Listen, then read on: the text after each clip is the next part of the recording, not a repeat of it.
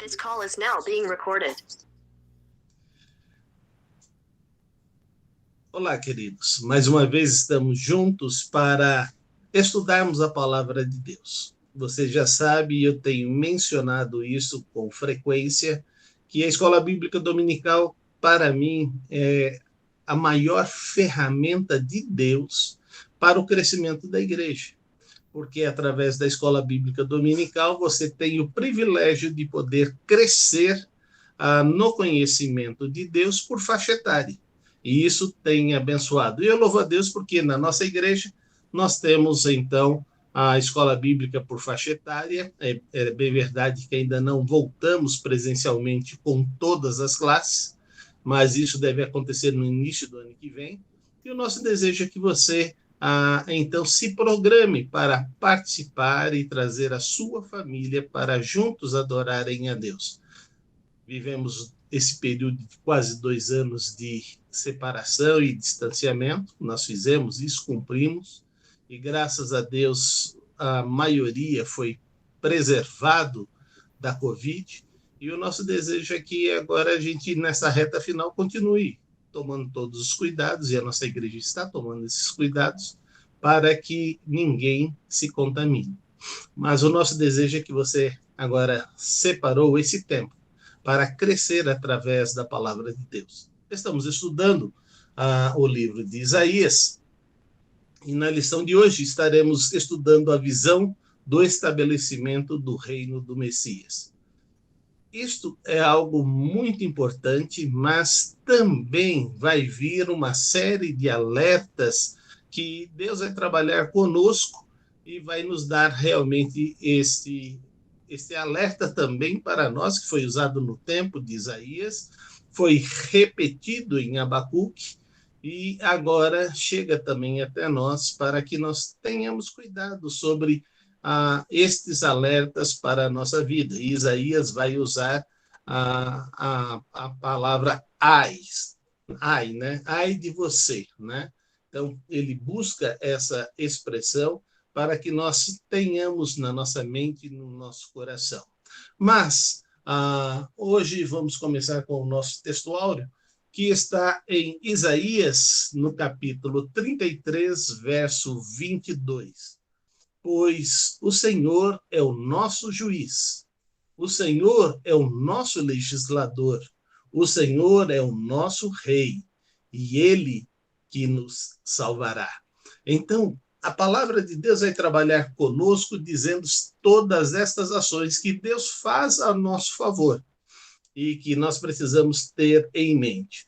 Nós vamos ter como objetivo, e isso está na revista do professor, os objetivos que a lição propõe e que eu espero estar passando para vocês durante esta aula. Eu espero que, ao participar, você possa, então, ter na sua mente, no seu coração, o desejo de querer apreender estas lições. Márcio, leia para mim o 2, o 3 e o 4 dos objetivos gerais. Boa noite a todos. Então vamos ler aqui na revista dos professores os objetivos gerais, o 2, o 3 e o 4. O 2 diz assim: saber que a mensagem do profeta Isaías é reconhecidamente marcada pela expectativa messiânica. O 3, entender a necessidade de depender completamente do Senhor. E o 4, compreender que o reino que está preparado para nós é eterno, tendo o Senhor como rei. Então, quero começar com uma pergunta para os nossos dois professores que estão recebendo a lição agora e que têm o objetivo de ministrar na aula presencial. Eu gostaria de fazer uma pergunta. Qual é o seu entendimento por depender do Senhor?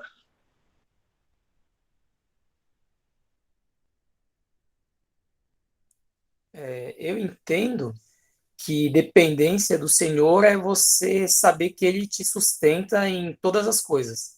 Na parte financeira, na parte de saúde, na parte de te dar paz, né, tirar a ansiedade do seu coração. Porque é natural que a gente queira depender de coisas que sejam palpáveis, né? Que a gente olhe, a gente enxergue, como ter uma conta muito gorda, né, no banco, ou ter alguma outra coisa, como você ter um pai que tem muito dinheiro e você acha que dali você vai estar garantido. Mas, na verdade, todas essas coisas não vão trazer uma garantia plena, né? Porque as coisas mudam, tudo se perde, e com Deus não. Com Deus, independente da situação, ele sempre vai estar provendo, né? Porque ele que realmente é o provedor de todas as coisas, né? Eu vejo assim. Pastor, ficou fechado o seu microfone. Obrigado, Márcio, pela opinião. Cíntia? Boa noite a todos. Eu concordo com o Márcio. Eu acredito que depender é ter uma paz, né? Ter a paz que excede todo entendimento. Porém, eu, Cíntia, acredito que eu preciso exercitar a minha dependência em Deus. Porque às vezes eu falo assim, não, eu dependo de Deus, que seja feita a tua vontade. E quando eu vou ver, eu já estou querendo mexer meus pauzinhos, ansiosa.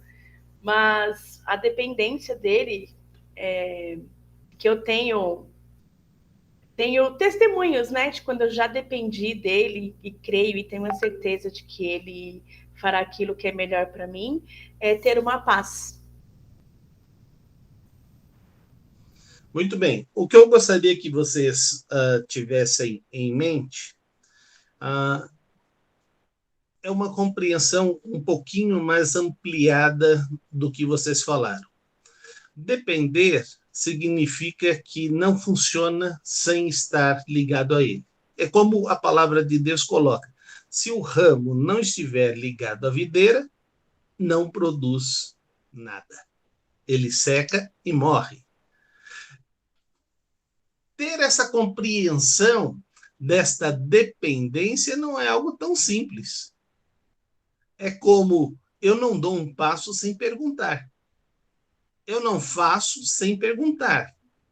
Porque eu devo estar sendo direcionado por ele em todo momento. A gente sabe que as pequeninas coisas podem nos levar a uma distância monstruosa da presença de Deus. E agora ele vai trabalhar conosco sobre esta questão. Ele vai dizer o primeiro ai, que está no capítulo 5 de Isaías, começando no verso 8 e 9. E ele vai dizer assim: assim vocês que adquirem casas e mais casas, propriedade e mais propriedades, até não haver mais lugar para ninguém. Então, é como se você fosse comprando todos os imóveis da cidade e daqui a pouco você se torna o único habitante da cidade. E aí ele diz que, sem dúvida, muitas casas vão ficar abandonadas. As casas belas e grandes ficarão sem moradores. Mas o objetivo da pessoa é o acumular de coisas. É lógico que você não pretende comprar centenas de casas e deixar todas vazias. Você vai tentar, pelo menos, lucrar com isto. Mas Deus está trabalhando conosco não só sobre a casa, ele está dizendo sobre o acúmulo de coisas. E aí você tem que fazer uma pergunta para você: eu tenho esse acúmulo de coisas? E aí eu vou responder para você: eu tenho. E isto, de uma certa maneira, está me incomodando. Me incomodou durante o ano passado, que metade das minhas roupas ficaram todas em caixas, porque não tinha guarda-roupa para pôr essas roupas. E agora que eu tirei e coloquei tudo no guarda-roupa, eu estou perguntando para mim mesmo: como é que eu vou usar todas essas roupas? Eu tenho roupas quando eu pesava 137 quilos. Eu não tenho como usar essas roupas. Roupas que há 22 quilos atrás me serviam, né? e me deixavam um pouco folgado, porque eu não gostava de usar roupa apertada. Imagina agora o camisolão se eu for colocar uma dessas roupas. Mas também eu tenho roupas do casamento. Aí você fala, o senhor tem roupas do casamento? Sim, de 37 anos atrás. E aí você fala assim, e o senhor consegue entrar? Não, é um sonho. Então eu tenho 3 ou 4 peças de roupa, porque eu quero voltar aos meus 96 quilos para usá-las. Já estive muito próximo, já estive lá aos 102, e depois ganhei um pouco de peso nessa pandemia. Mas estou agora novamente reduzindo para chegar novamente lá. E agora é chegar lá na meta final. Já que eu perdi 22 quilos, é mais fácil perder agora os últimos 15 e ficar no que a gente espera viver. Mas ele está dizendo, por que tanto acúmulo? Por exemplo, a gente usa sapatos. Se você for contar a quantidade de sapatos, você tem sapato preto, sapato marrom, sapato azul, sapato social, sapato para festa, sapato para esporte, sapato para frio, sapato para calor. Você vai vendo a quantidade. E aí você fala, quantos pés eu tenho? Né? Eu lembro que, na minha infância, era o conga. E aí era o conga para a igreja, o conga para jogar bola, o conga para ir para a escola, o conga para passear, o conga, o conga, o conga. Mas era um conga. Quando acabava, comprava um novo conga, porque também estava crescendo o pé e meu pai não ia ficar investindo em quantidades de pares de sapatos que ia jogar todos fora. Então, é muito importante você ter em mente por que, de repente, na sua vida, você sentiu que você precisaria ter isto. E como eu fui ganhando sapatos, eu acho que o último par de sapato que eu comprei foi na convenção em Vitória. Isso é aproximadamente perto de 15 a 20 anos. Foi o último par de sapatos que eu comprei. Não, eu comprei agora um sapatênis. Mas esta é a situação. Sapato, esse foi o último mesmo. E é muito importante. Não, comprei no casamento da Cíntia, há 6 anos atrás. Então, se você começa a somar, 3 anos atrás, você começa a somar e ver as coisas, e você fala, você comprou para isso, comprou para aquilo, comprou para aquilo outro. E Deus está perguntando, qual o objetivo de tudo isso? Então, quando ele está falando aqui sobre casas, você fala, não, Deus não está falando comigo. Mas quando a gente começa a descer o nível dessa conversa, fazendo a pergunta, o que é que você tem de mais? E aí você começa a falar assim, geralmente a gente tem um fogão de 4 bocas ou 6 bocas, depende da cozinheira, né? Mas quando você vai olhar, tem inúmeras panelas. Aí você fala, você gosta muito de cozinhar? Não, nem cozinho, eu peço marmitex. E para que você comprou todas essas panelas? Eu pensei que ia usar. E tem algumas que ficam novinhas, novinhas, novinhas. Né? Porque você dificilmente usa. Nós ganhamos muitos faqueiros no nosso casamento, parece que estava em liquidação faqueiro, e aí então as pessoas falaram, entre dar um presente que não está em liquidação e dar um presente de liquidação, vai esse de liquidação, né? E aí, o último faqueiro a gente abriu a questão de mais ou menos uns 3 anos atrás. E aí você fala assim, e olha que a gente deu faqueiro de presente. Né? A gente deu vários faqueiros de presente. Algumas pessoas precisavam de faqueiros, estavam começando a sua vida. Outros mudaram para a cidade e não tinha nada. Então a gente foi dando de presente esses faqueiros que a gente tinha, e até que liquidou, mandamos lá para a casa da minha tia, e aí até que liquidou esses faqueiros, não temos mais nenhum. Mas eu estou fazendo uma pergunta para você. Será que você consegue se desapegar?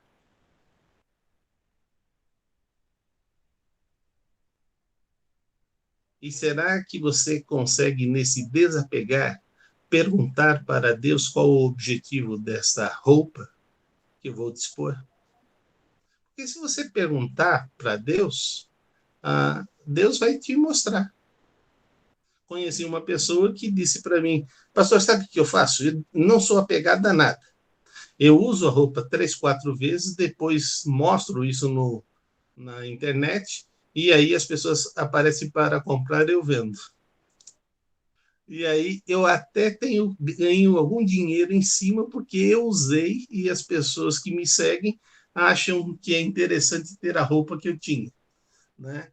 E aí você começa a falar assim, então você acabou fazendo a sua vida de um mostruário, né? E está trabalhando nessa situação.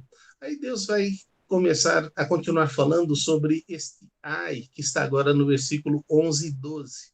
Ai dos que levantam cedo para embebedar-se e se esquentam com o vinho até a noite. São aquelas pessoas que só usam a sua vida para o deleite. Ai daqueles que usam a sua vida para o deleite. Se isto é uma realidade da sua vida, Deus está perguntando qual é o propósito. E aí você tem que fazer algumas perguntas. E a primeira pergunta seria essa: qual o objetivo que Deus lhe criou, ou que Deus criou a humanidade? Vocês podem me ajudar a trabalhar nessa ideia? Para adorar a Ele. Para adorar a Ele. Então, na sua visão, Cíntia, você acha que Deus criou a gente só por esse objetivo?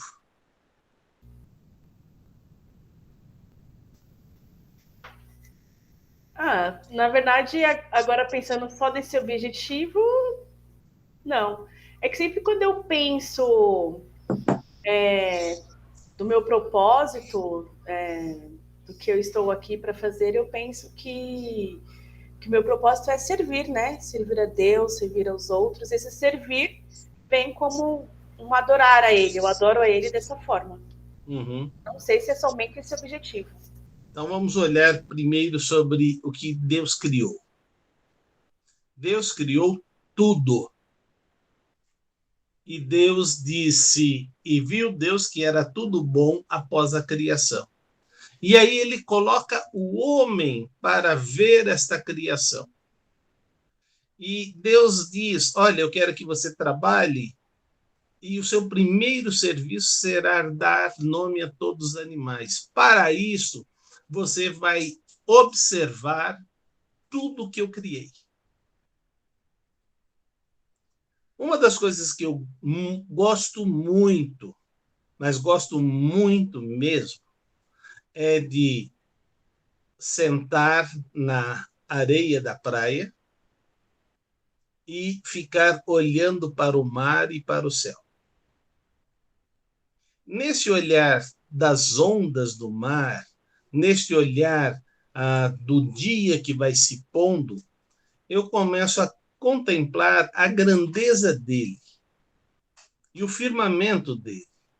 Ao desviar o olho da frente, ao olhar um pouco para o lado, você vai ver toda a área verde que Deus criou.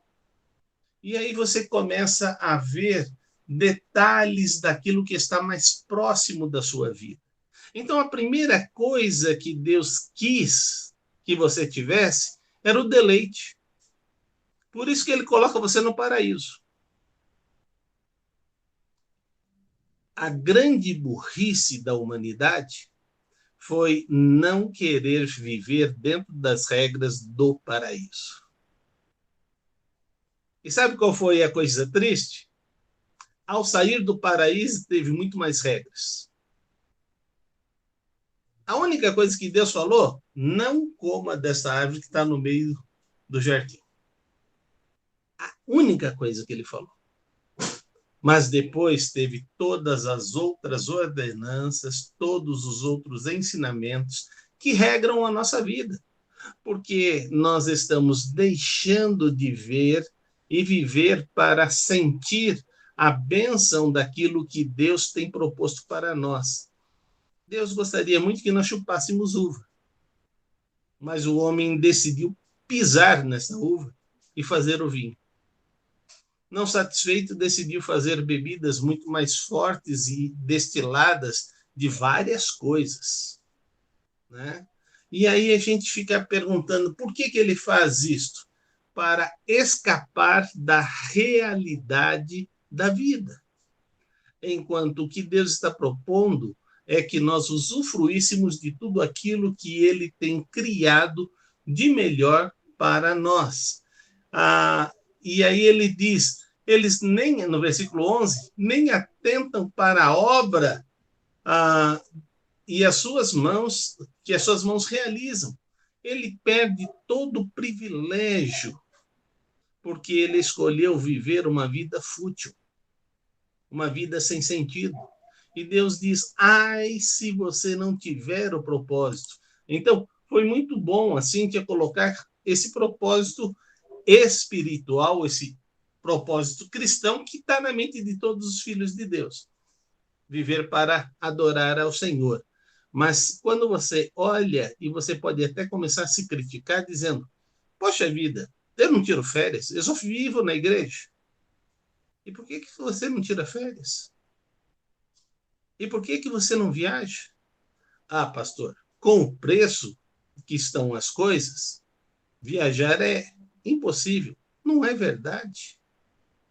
Você consegue planejar tudo aquilo que Deus está colocando à sua disposição. Mas aí ele vai dizer o outro ai que está no versículo 18 e 19. Cíntia, leia, por favor. Isaías 5, verso 18 e 19. Ai dos que se prendem à iniquidade com cordas de engano, e ao pecado com cordas de carroça, e dizem que Deus apresse a realização da sua obra para que a vejamos, que se cumpra o plano do Santo de Israel, para que o conhecemos. Então, lembre-se de um detalhe. A promessa de Deus é que Cristo virá. E é sobre isso que nós vamos começar a abordar. Mas essas pessoas estavam vivendo nos seus pecados e considerando os seus pecados como algo que precisa ser vivido na sua vida. Vamos imaginar um pecado que a gente precisa que tenha na nossa vida? Vocês conseguem lembrar de alguma coisa assim? Gula. Você vai no rodízio de sushi, come até não aguentar mais. Estou pagando caro, vou comer até... E qual o pecado que está sendo cometido aí? Eu vejo que você está indo contra o seu corpo, né? Que você come até mais do que você precisa. Uhum. Gula, eu acho que gula é um pecado, né? Você... Gula é um pecado, mas isso daí... Muito, né? Isso que você falou não é gula. Não é gula. Porque a gula exige que você vá, põe o dedo na garganta, vomite tudo, lava a boca e volta a comer. A gula exige o desperdício da comida só pelo prazer. Ele não come para se alimentar. Ele come só pelo prazer de comer, que era o que os romanos faziam. Eles viviam o dia inteiro comendo. Mas eles não mantinham nada no seu estômago. Se mantivesse no seu estômago, eles não teriam condição de comer, né? Continuar comendo. Então, a gula o pecado, o excesso de comida vai gerar vários danos, mas não é a gula em si. A gula necessita o desperdício da comida. Mas vamos supor que ele está falando sobre o desperdício da comida que você não come. Você tem o olho grande e você faz aquela montanha, dá 2 garfadas e deixa. Pega uma fruta, dá uma mordida e larga. Esse é o desperdício, é um pecado, né? As pessoas costumam cometer esse pecado dizendo: eu pensei que gostava e não gostei. Mas espera aí, quantas vezes você já comeu essa fruta? Eu tento comer ela já há uns 10 anos. E toda vez que você faz isso, toda vez eu faço isso e não aprendo. Que eu não gosto dessa fruta. Essa é uma questão que a gente usa na nossa vida e justifica. Então, é necessário que nos coloquemos diante de Deus dizendo o seguinte: eu não vou ficar me enganando. Deus não é a favor do desperdício. Ele considera pecado, né? E você tem que lembrar que Deus não quer essa situação. Há um programa nesses canais privados que é sobre aquele sobrepeso que as pessoas têm e agora vão fazer o tratamento da sua saúde. E eu fico imaginando como essas pessoas chegaram a 300, 400, 500 quilos. Começaram de um descontrole, como você acabou de falar. Vai lá no sushi e manda para dentro. O grande problema é que se você fizer isso num mês ou 2 meses, não vai ter muita marca. Mas se você começar a fazer isso todos os dias, pode ter certeza que você vai engordar. Você mesmo deu um testemunho no domingo, quando estava trazendo o recado de Deus, que você falou assim: eu gosto de comer o lanche. O problema não é que eu gosto de comer o lanche de manhã, é que eu não paro no primeiro. Eu tenho que comer o segundo. E se tiver com bastante disposição, até penso no terceiro. Só o fato de pensar, a sua disposição eu preciso começar a aumentar aquilo que eu estou ingerindo. Parece que eu estou com um fundo que não me satisfaz. E essa é uma verdade. Toda vez que você começa a alimentar-se além daquilo que você come, o seu estômago vai se acostumar a essa nova carga. Entendeu? Tem pessoas que fazem essa cirurgia bariátrica e aí eles têm que comer de copinho. Tudo de dose milimétrica, né? E aí, daqui a pouco, se não se controlarem, vão estar comendo a mesma quantidade e a cirurgia que foi feita foi para o espaço. Quantas não perderam a sua cirurgia pelo peso que estão agora de novo no seu corpo? E é isso que a gente tem. Além disso, correr um risco da cirurgia, porque toda cirurgia ela é perigosa. Então a gente precisa ter em mente daquilo que Deus está trabalhando e está colocando para nós. Mas aí ainda ele vai dizer: ai dos que são sábios aos seus próprios olhos e inteligente em suas próprias opiniões. E aí você tem que fazer uma pergunta: será que eu me acho mais sabido do que todo mundo?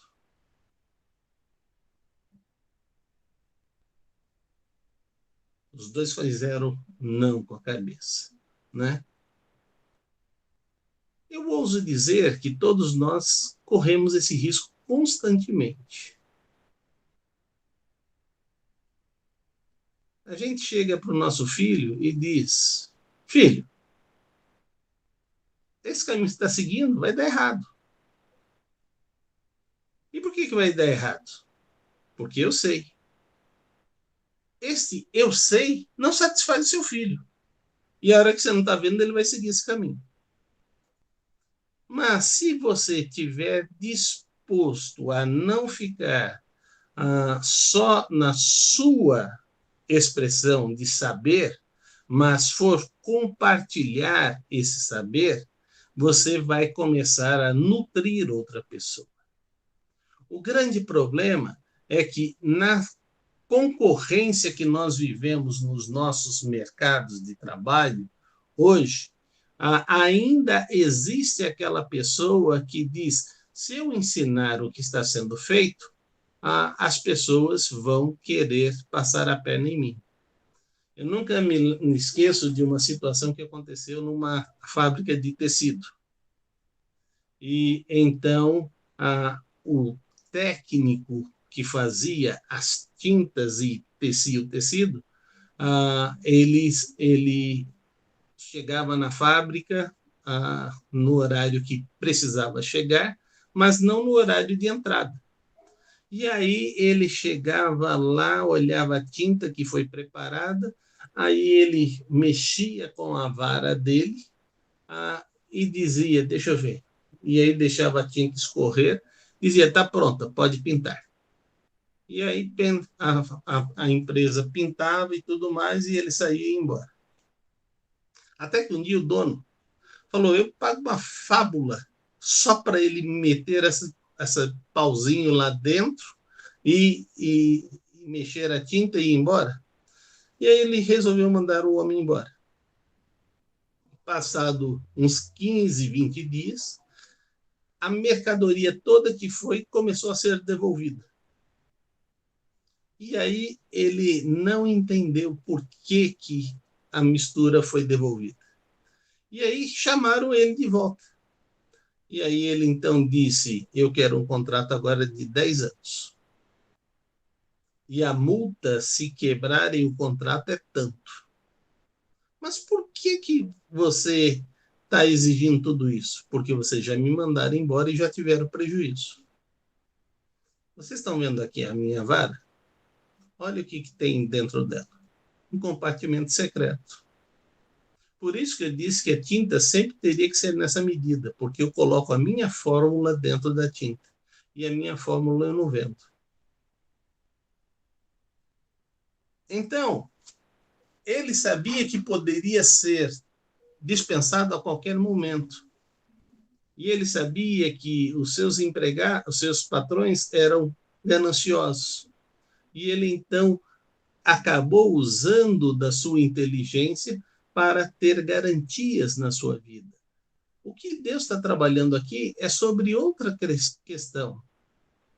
Ele nos colocou na terra para seguirmos o exemplo de Jesus. E qual foi o exemplo de Jesus? O exemplo de Jesus foi este: seja servo de todos. Não importa o seu conhecimento. Sirva as pessoas que estão abaixo de você, que não têm esse conhecimento, para que eles cresçam e acabem tendo esse conhecimento. E aí você vai poder abençoar estas pessoas.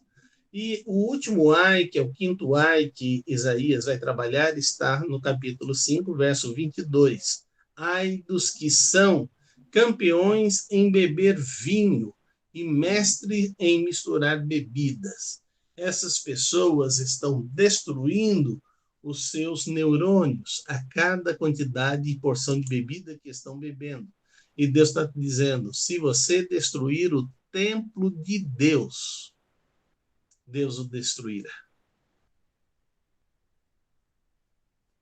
Então você tem que fazer algumas perguntas. O que eu faço? Por que eu faço?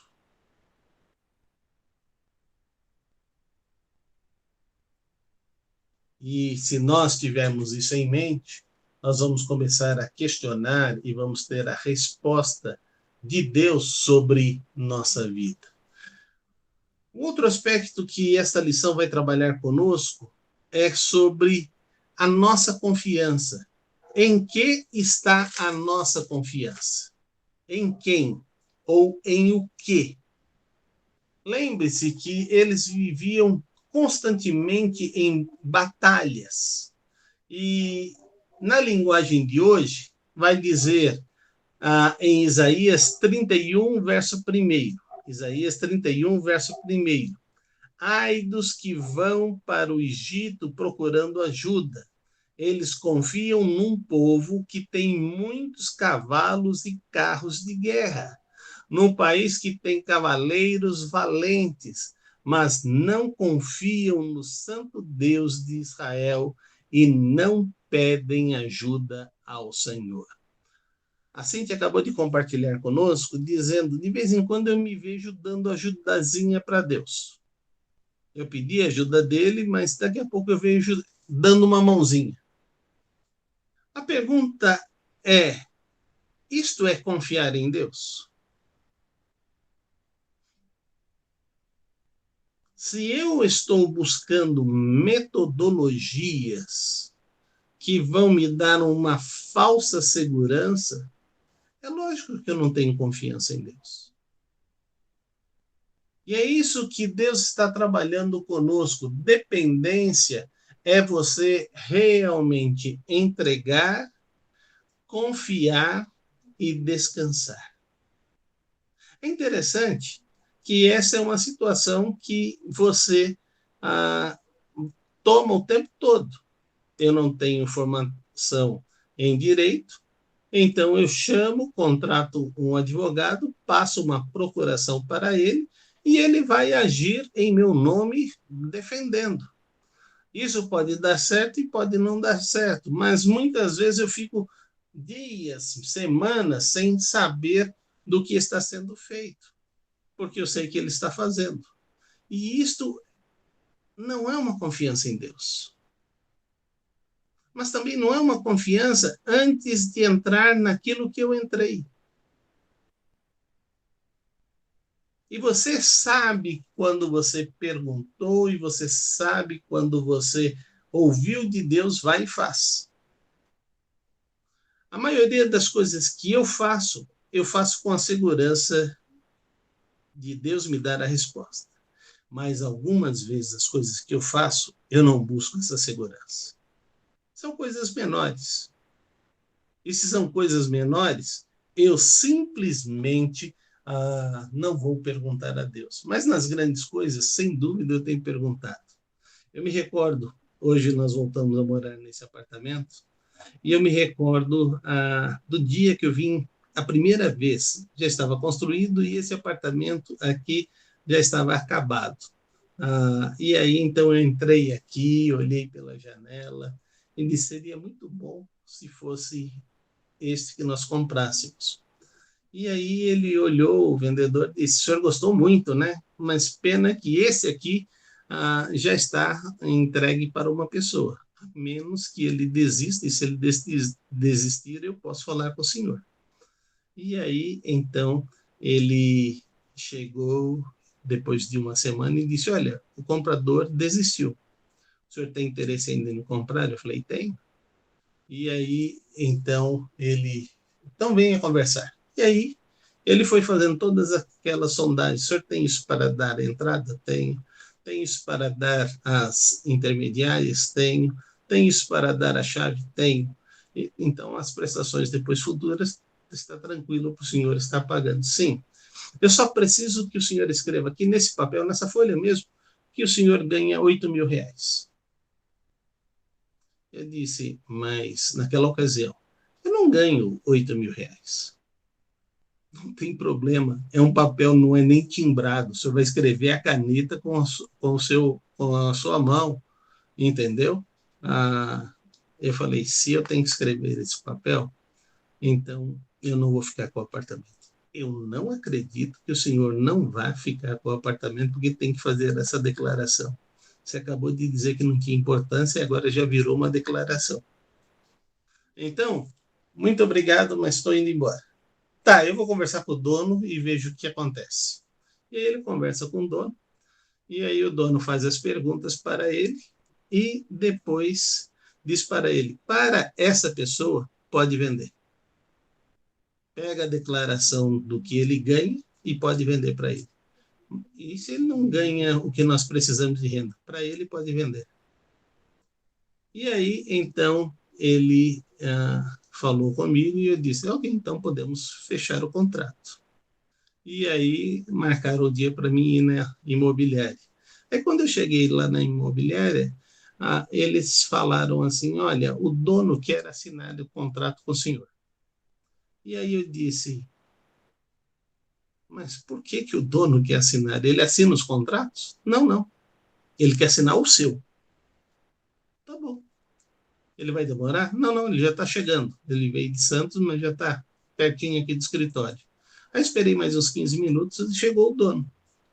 E aí ele se apresentou, o nome dele era Dante, e aí ele se apresentou e tudo mais, e aí entramos para a sala dele, a advogada trouxe o contrato, e falou, tá bom, mas eu quero conversar com eles antes. E aí ele disse, eu pedi para conversar, e disse que para o senhor eu vendo, primeiro porque nós somos irmãos em Cristo. Há 15 dias atrás eu aceitei Jesus Cristo como Salvador na Igreja Batista. E eu estou vivendo os melhores dias. Você já imaginou se aquele vendedor diz, ele assinou esse papel de 8 mil, mas ele não ganhou 8 mil não, e ele é pastor. Você já imaginou o que Satanás teria feito? Então, o que eu quero contar para vocês é que você não sabe das armadilhas que Satanás está colocando à frente. A única segurança que você tem é confiar em Deus. E você estar pronto a abrir mão daquilo que está pedindo para você fazer, que você sabe que é um erro, que é um pecado. Se você vai ter que usar de pecado, Deus não vai estar com você no seu trabalho, Deus não vai estar com você no que você está comprando, Deus não vai estar com você em nenhuma situação, porque você entrou com um pecado na sua vida. Então, lembre-se disso. Eles confiavam nos cavalos, nos cavaleiros e nos soldados. Eles confiavam no exército de fora para vir salvá-los. Mas hoje nós confiamos em muitas outras coisas. E quando a gente fala que depende, é depender com a nossa vida. Não é depender com a nossa boca. Muitas pessoas estão dizendo que dependem do Senhor com a sua boca. Mas o coração está muito distante daquilo que o Senhor está propondo para nós. Mas ainda ele vem e trabalha conosco em Isaías 31, verso 5. Márcio, leia para mim, por favor.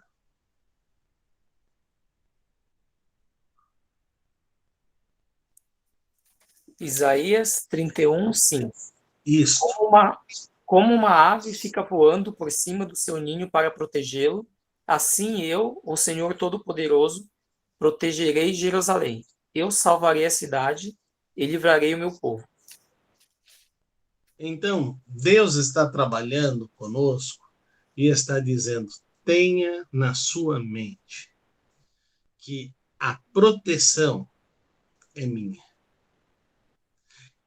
Não significa que nós temos um super seguro que nada vai acontecer.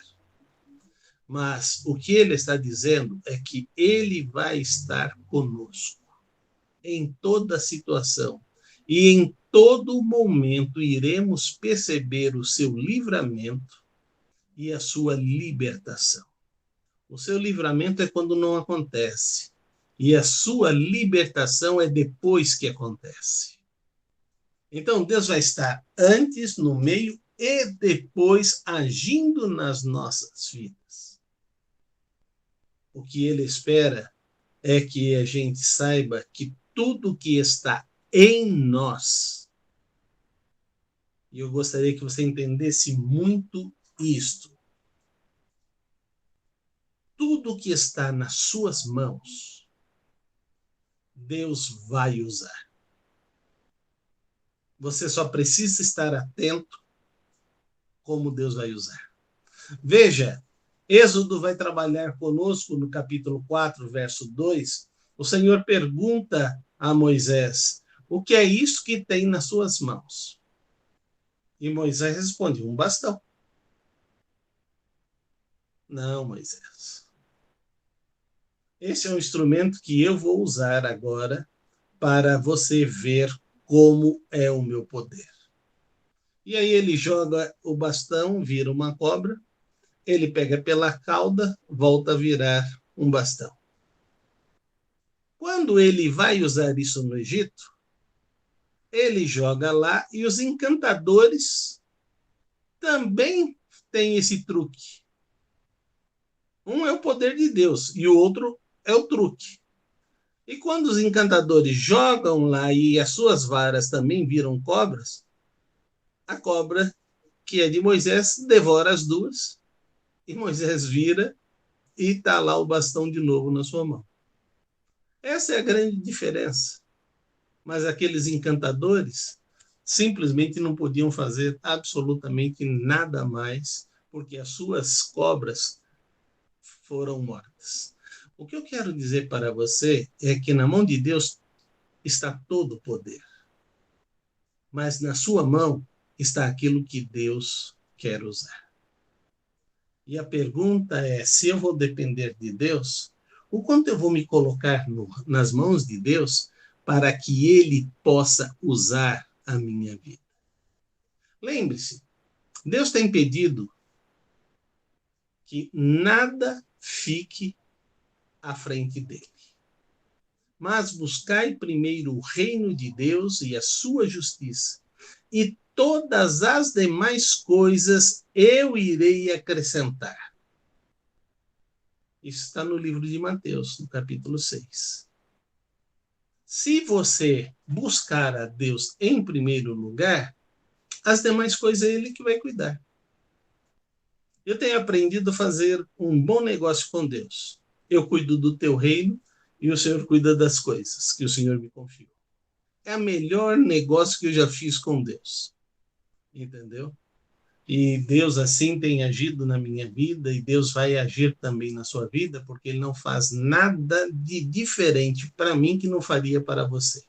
Depende só o quanto você está disposto a depender de Deus.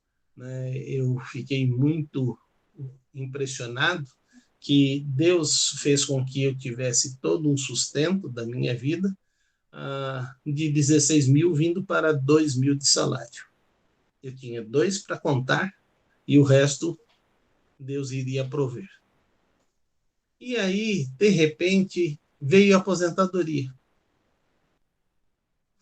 E de repente, veio o novo ministério. E de repente, alugaram a minha casa. Então eu tinha aposentadoria,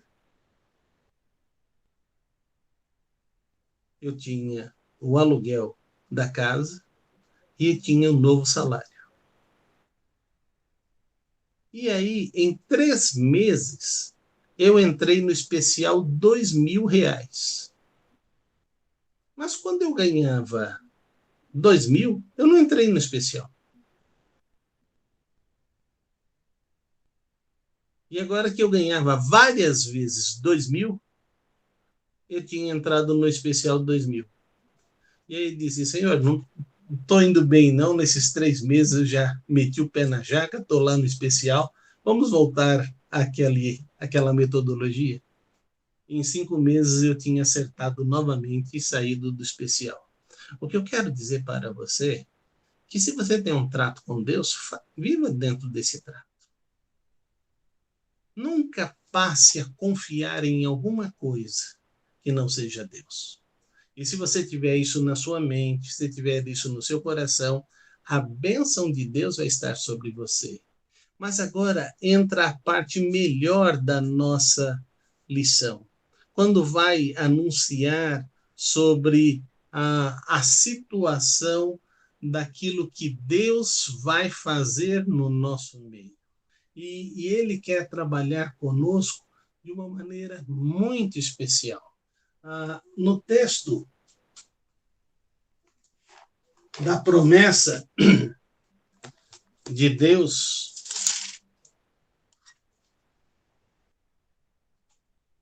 do capítulo 9, começando no versículo 6 e 7, ele vai dizer assim, Isaías 9, versos 6 e 7, porque um menino nos nasceu e um filho se nos deu. O governo está sobre os seus ombros, o seu nome será maravilhoso, conselheiro, Deus forte, Pai eterno, príncipe da paz. Para que se aumente o seu governo, venha a paz sem fim sobre o trono de Davi e sobre o seu reino, para estabelecer, firmar, mediante o juízo e a justiça, desde agora para sempre. O zelo do Senhor dos Exércitos fará isto. Então, veja, aqui está sendo anunciado aquilo que Deus está prometendo como a chegada do reino do Messias. E como ele virá, e o que ele fará. E a pergunta é: este Messias já está entre nós? E o que nós estamos fazendo?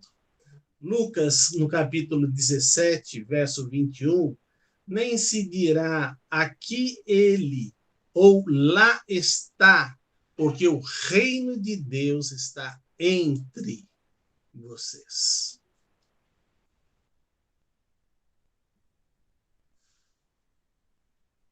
E o que nós temos feito para perceber este reino? De um juiz que é nosso, um Senhor que é nosso legislador, um Senhor que é o nosso rei e que ele já nos salvou.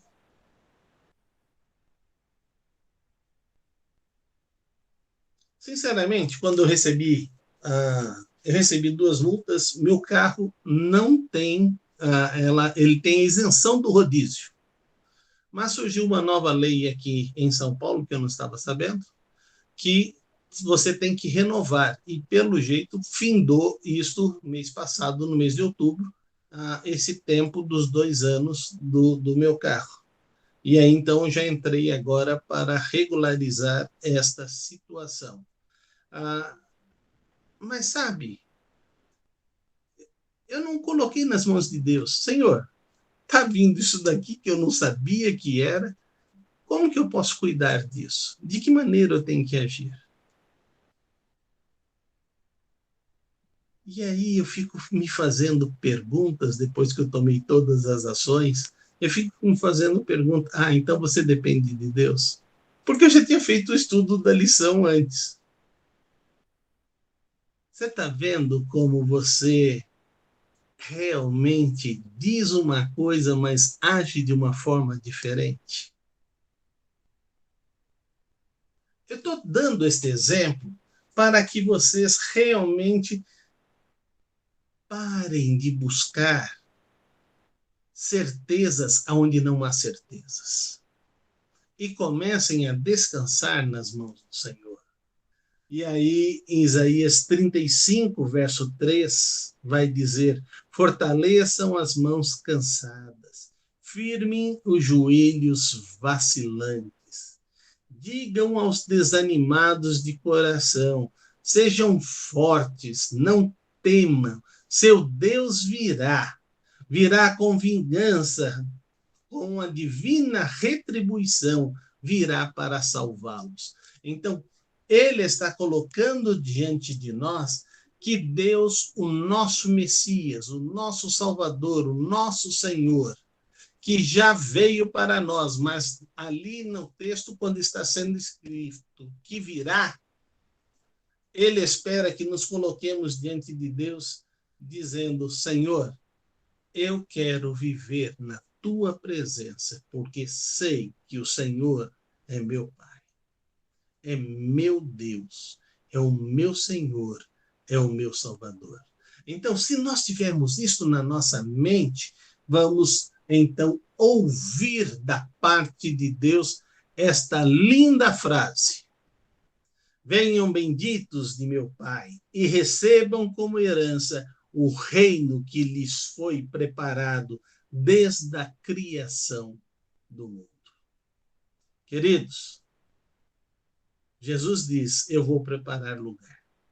Esse lugar está preparado. O seu desejo já foi consumado quando você entregou a sua vida a Cristo.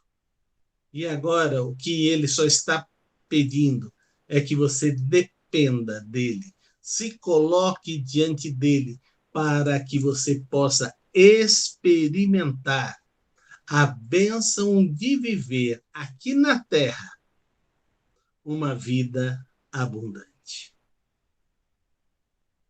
Você está pronto para viver esta vida? Então dependa de Deus. Confie nele. Entregue tudo nas suas mãos.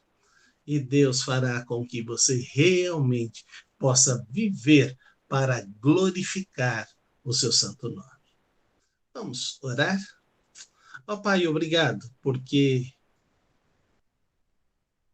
o ensino de hoje mostra todos os alertas, mas também mostra que precisamos ser dependentes de Ti. E mostra a promessa da Tua vinda, que hoje nós já temos como uma realidade, que Cristo veio, estabeleceu a sua era e agora se tornou o Senhor de nossas vidas. Hoje, percebemos e sabemos que o Senhor está entre nós. Percebemos que o Senhor está em sua igreja. Percebemos que o Senhor está em nosso lar. Percebemos que o Senhor está querendo que o Senhor esteja nos nossos relacionamentos. E que verdadeiramente possamos glorificar e exaltar o teu santo nome. Obrigado por tua palavra e te pedimos que o teu Espírito possa divulgar esta mensagem nos nossos corações e que, aquecidos nossos corações, possamos espalhar a tua palavra para que outras pessoas tenham o privilégio que hoje nós já temos. Obrigado, Senhor. Obrigado pela vida do Márcio, a vida da Cíntia, os nossos alunos na Escola Bíblica Dominical. Derrama a sua graça, a sua bênção em suas vidas. E que possamos glorificar o teu santo nome através da nossa maneira de viver. Hoje, ela foi questionada em vários pontos. E te pedimos que nós possamos nos solidificar, abandonando a confiança nas coisas e passar a confiar excepcionalmente somente em ti. É isso que te pedimos, em nome de Jesus. Amém. Queridos, que bom ter estado com você. E se Deus permitir, no próximo domingo estaremos mais uma vez estudando a palavra de Deus e buscando conhecer. A lição do próximo domingo eu quero antecipar a você, para que você comece a ler esta lição, ou pelo menos o texto da palavra de Deus que será abordado, que sem dúvida vai te ajudar o sofrimento humano e a misericórdia divina. Essa será a nossa lição do próximo, não desse domingo, mas o próximo domingo. E o texto que eu gostaria que você lesse são os capítulos 36, 37, 38 e 40 de Isaías. Você estudando, você vai poder ter várias situações antecipadas para estar falando conosco. Que Deus te abençoe, fiquem com Deus e que este início de semana seja tremendamente abençoado pelo Senhor. Amém.